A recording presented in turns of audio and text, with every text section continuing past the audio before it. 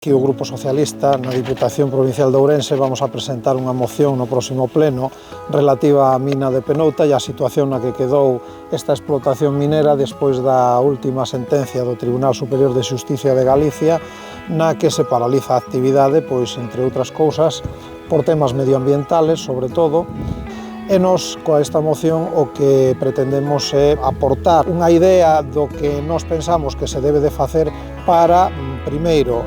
que a explotación volva a traballar, de algún xeito a explotación é viable, desde logo se se cumplen con todos os requisitos medioambientais a explotación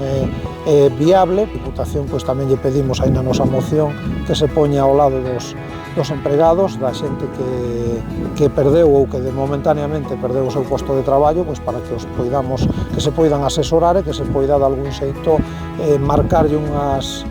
vías, unhas pautas para que o seu futuro pois non sea fora desta comarca, que non é viable ou que non é admisible é que un produto como é ahora mismo o coltán, que é estratégico a nivel europeo e que somos a única mina europea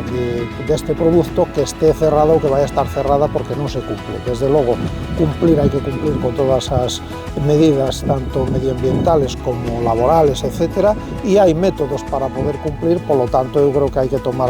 esas medidas para que isto volva a funcionar.